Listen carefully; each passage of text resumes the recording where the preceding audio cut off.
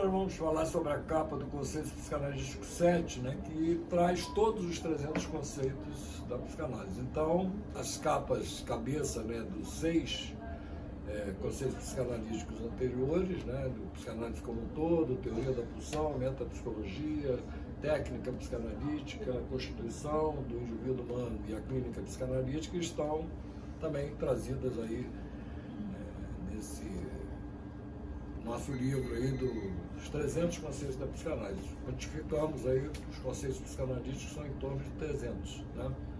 E você tem a oportunidade de tomar ciência desses conceitos e ter uma ideia básica, né, de cada um deles, para que você possa, ao final da leitura do livro, ter uma visão geral da psicanálise e dentro dessa sistemática de cores que nós adotamos como parâmetro, né, para que a gente possa compreender o que Freud está escrevendo nas suas centenas de textos, né, deixados ao longo de toda a sua vida, né, pelo desenvolvimento da psicanálise.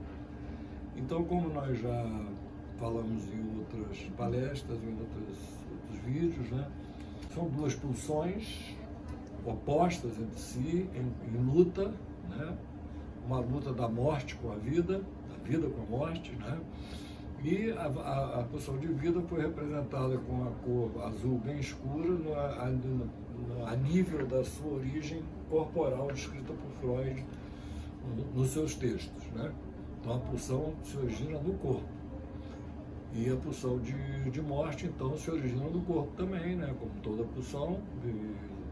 A pulsão de vida também se origina no corpo e a cor azul escura, então bem escura, foi escolhida para representar a pulsão de vida, e a cor cinza bem escuro foi usada para representar a pulsão de morte nas suas origens biológicas corporais.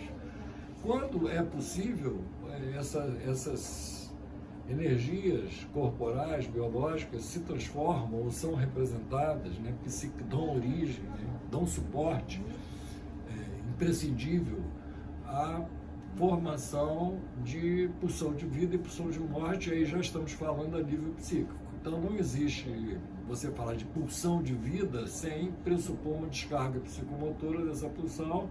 Não existe o conceito de pulsão de morte sem você pressupor uma descarga psicomotora dessa pulsão dentro do psiquismo, tá? Mas por que pode não ter uma descarga psicomotora? Pois é exatamente isso que o Freud escreveu no seu texto sobre a neurose de angústia, em 1895, né, mostrando as neuroses atuais, as quais, inclusive, são descritas por Freud como sendo o núcleo das psiconeuroses. Então, o núcleo da histeria é uma neurose atual, a neurose de angústia, o núcleo da neurose obsessiva é uma neurose atual, a neurastenia, e o núcleo da psicose esquizofrênica é uma neurose atual, a hipocondria. Então isso está descrito na obra de Freud, e isso abre a porta, abre um leque para o entendimento das doenças psicossomáticas. As coisas estão interligadas, é uma estrutura somatopsíquica. O conceito de pulsão, e consequentemente de desejo também, é um conceito somatopsíquico, não tem como quebrar essa, não tem como fugir disso, né? Nós temos uma vida, né, para administrar, e a grande descoberta da psicanálise é que mesmo essa vida, a gente pode considerar que não existe vida orgânica, né, antes dessa vida aqui, né, pelo menos que a gente conheça. Não há informações a respeito da minha própria existência, do ponto de vista orgânico, antes do nascimento aqui, que aí minha mãe já pode falar, meu pai já pode falar sobre como que eu era organicamente na época e tudo. Eu tenho lembranças, né, alicerçadas nessas experiências em que eu tinha um suporte orgânico para a minha vida aqui. E depois que eu morro também, esse suporte orgânico da vida se perde, né? E toda a vida, então, se processa dentro desse suporte orgânico. E a descoberta é de que esse suporte orgânico dá origem à pulsão de morte e à pulsão de vida. Tá? Então, nós temos uma pulsão de vida que vem do corpo e temos uma pulsão de morte que vem do corpo também. Então, nós estamos lidando com isso, não tem como fugir disso, a estrutura é essa, não tem como criar um desejo isento de corpo. desejo, em última análise, vem do corpo. Daí a importância do conceito de narcisismo, de libido do ego, por exemplo, né, que Freud colocou. Nós vamos fazer aqui uma resenha crítica sobre esse texto também, Introdução ao Narcisismo, né? Já estou anunciando, aí vou até colocar no programa hoje, aí vai ser lá para dezembro, no final de novembro, dezembro, a gente vai ter oportunidade de falar sobre essas conceituações somatopsíquicas descobertas pela psicanálise, tá? Então não tem como você se abstrair desse fato e você se abstrair do seu corpo, né? E dos seus deveres para com o seu corpo. Você precisa cuidar de você. É você o responsável pela sua sobrevivência. Sempre foi assim. O outro, por exemplo, ele é o predador, né? Ou o competidor até prova em contrário.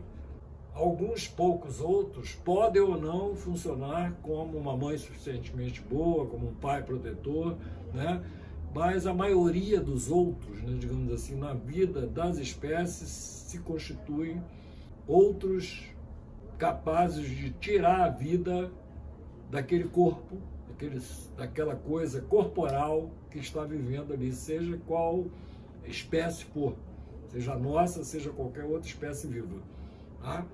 Então, o outro não é só uma coisa benéfica procurada por nós, como uma coisa benéfica para nós. O outro é um problema, e Freud coloca claramente que as observações psicanalíticas, né, descrevem uma postura, né, de rejeição do bebê, que o autismo, por exemplo, a esquizofrenia, por exemplo, são provas, né, cabais desse fato, né, de que originalmente o bebê, a criança pequena, o ser humano primitivo, ele é hostil em relação ao outro, em relação ao mundo externo.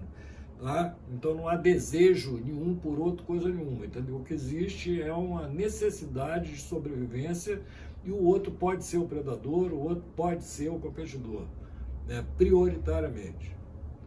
E, além do mais, nós temos a opção de morte que se encarrega, por exemplo, de estragar o outro, né? Quer dizer, como Melanie Klein escreve muito bem, Freud, Abraham, né? Essa coisa da necessidade vinda da estrutura somatopsíquica pulsional, de morte, né? De destrutiva, né? De jogar essa destrutibilidade toda em cima, entendeu? Da mãe, né? Em cima da relação com a mãe. O mesmo Winnicott, que não aceita o conceito de pulsão de morte, ele reconhece que a mãe sobrevive aos ataques, né? Aí, seu Winnicott, pronto. Ataques da onde, hein? Por quê? Por que ataques? Por que atacar a mãe? Como que existe uma força capaz de atacar quem está te protegendo? Né? Então,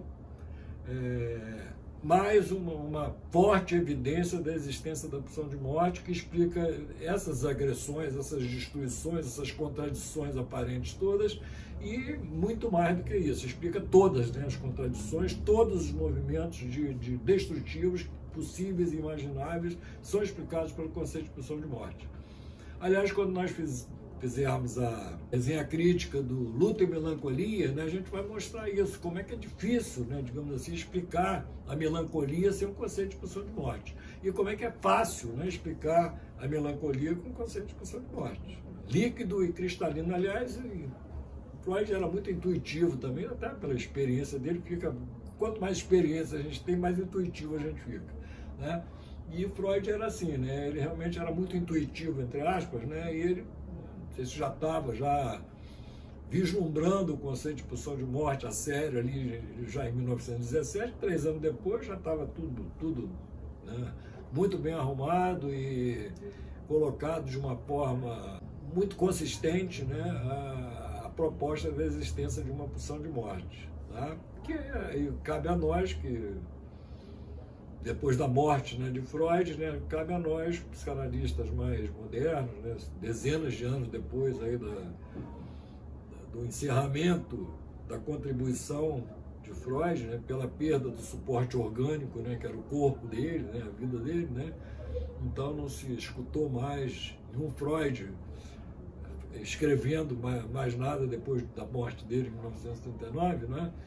Então tem um monte de gente que acha que é melhor do que Freud e tudo, mas a gente tem que ver se é mesmo, né? E olhar lá qual é a consistência, né, do que está sendo falado, do que está sendo colocado ali. Bom, então, resumindo, não tem como quebrar essa, né, vínculo indissolúvel entre a mente e o corpo, né? A mente, ela é de origem somática, né? As coisas mentais têm origem somática e não tem como escapar disso. E nós temos um compromisso fundamental, básico, né? Porque eu, sem sobreviver, eu não posso falar sobre nada, dar opinião sobre coisa nenhuma, nem influenciar coisa nenhuma. Não existe influencer morto, tá? Influencer está vivo, tem que estar vivo, né? Ou tem que ter estado vivo para ter deixado a sua influência de quando esteve vivo, tá?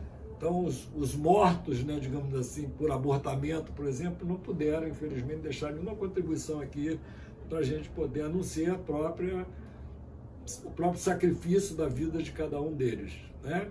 Então, as pessoas que deixaram alguma contribuição, elas estiveram vivas e foi a partir dessa vida somatopsíquica, né, que elas deixaram a contribuição delas, como o caso do Freud, por exemplo, né? Então, os conceitos psicanalíticos mostram basicamente isso. Vamos fazer uma grande mandala sintética, né, digamos assim. A mandala do conceito 7 vai ser parecida com a mandala do conceito Zoom, mas vai ser mais completa, vai incluir os sonhos, um terço da mandala ali no marrom, o vermelho se intrometendo na seara do marrom, né? Essas inter-relações entre pulsão de autopreservação e pulsão de morte, pulsão de vida, como acontece na cegueira histérica, por exemplo. Então, todas essas nuances nós vamos também completar com essa futura mandala sintética aí do conceito psicanalítico 7, né, que ela está, né, digamos assim, caminhando para essa síntese com a listagem, né, visual das 6 mandalas anteriores dentro daqueles buracos negros que emitem jatos, né, para frente, para trás, né? Mas nós vamos fazer uma mandala Freud, digamos assim, do estilo das todas as mandalas do 1, 2, 3, 4, 5, 6 para o 7 também, e que vai ter uma visão mais completa desse processo de integração, de resgate da verdadeira integração do aparelho psíquico que os 300 conceitos da psicanálise nos ajudam a conseguir fazer, tá? Agora, fora disso, até prova em contrário, produtos de escolas de resistência à psicanálise, tá? E nós vamos mostrar isso.